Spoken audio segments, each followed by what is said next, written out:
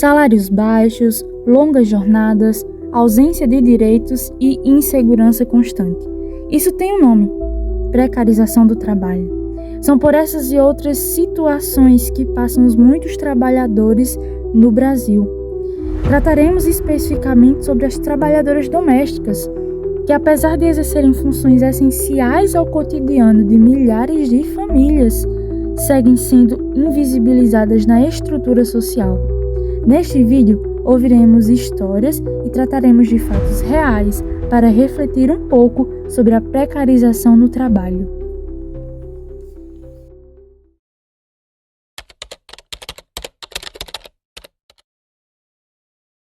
Minha história aconteceu no ano 90.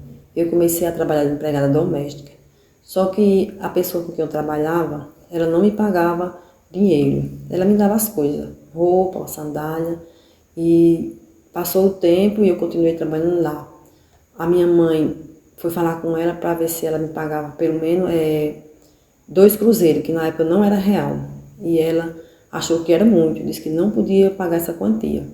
Eu passei lá um tempo, continuei trabalhando, mas acabei saindo de lá.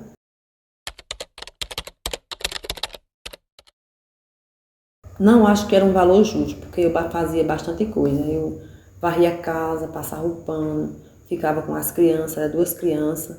Às vezes ela viajava e eu ficava com essas crianças, ainda cuidava da comida, às vezes lavava roupa dele, das crianças.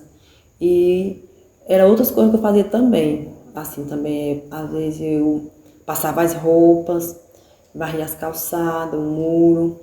Então, era muita coisa que eu fazia, mesmo com a idade que eu tinha, mas que eu fazia as coisas que uma pessoa adulta faz hoje, naquela época também. E também a quantia que a minha mãe falou para ela me pagar, que era 2 cruzeiros na época, que hoje equivale mais ou menos a R$ 30, ela achou muito. Então, ela disse que não podia pagar. Então, passou o tempo e minha mãe sempre me aconselhava a sair de lá, porque ela estava vendo que eu estava sendo injusta comigo, e eu acabei saindo de lá. E quando saí de lá, ela não me deu nada. Pelo tempo que eu trabalhei lá, né? Ela só me disse muito obrigada e pronto. E fui para minha casa e finalizou tudo. Através de uma pesquisa realizada pela UFRJ, hoje, muitas trabalhadoras domésticas atuam por meio de aplicativos onde o pagamento é definido por algoritmos. Porém, esses algoritmos ignoram fatores como o tamanho da casa ou grau de sujeira. A remuneração, assim, é instável e depende da avaliação do cliente, o que obriga muitas a aceitarem condições exaustivas para não perder futuras oportunidades. Em um cenário de desemprego e flexibilização das leis, resta às trabalhadoras se submeterem a qualquer regra para manterem seus empregos.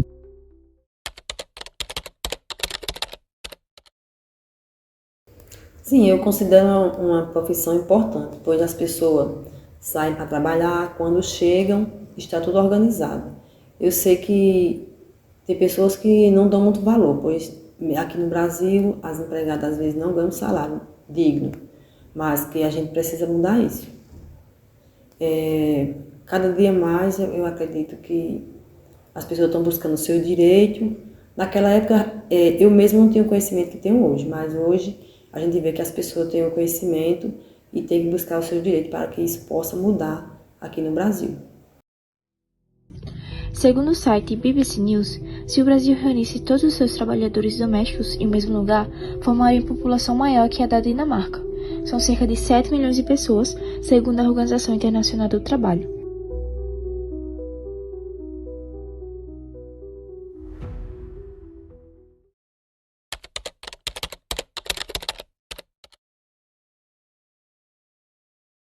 Bem, eu trabalho de doméstica desde muito cedo, já tive outros serviços como cuidadora e também já tive um empreendimento próprio, mas o meu maior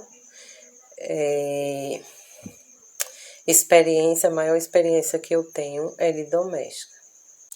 Pelo fato de eu não ter terminado todos os níveis de escolaridade, de não ter me especializado em uma profissão, acabei optando por esse trabalho.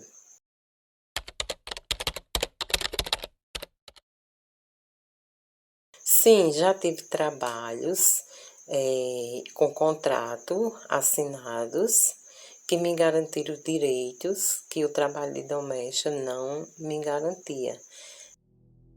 Em 2013, a Emenda Constitucional 72, a chamada PEC das Domésticas, foi promulgada com o objetivo de equiparar os direitos dos trabalhadores domésticos com os direitos de trabalhadores regidos pela Consolidação das Leis do Trabalho, CLT. Porém, o impacto da nova legislação foi oposto ao pretendido. Pouco mais de 11 anos depois, o número de pessoas com carteira assinada no serviço doméstico diminuiu e a informalidade aumentou.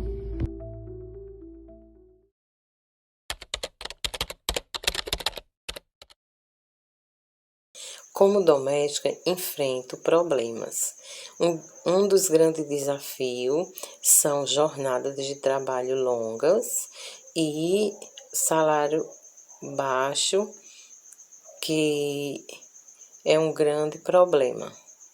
Mas por necessidade de ter uma renda extra dentro de casa, acabo fazendo todos esses bicos para conseguir mais dinheiro para manter a família.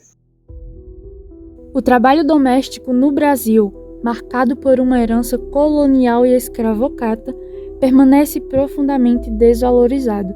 Mesmo com avanços legais, como a PEC das domésticas, o que se observa é a permanência da informalidade, da remuneração instável e da ausência de garantias básicas.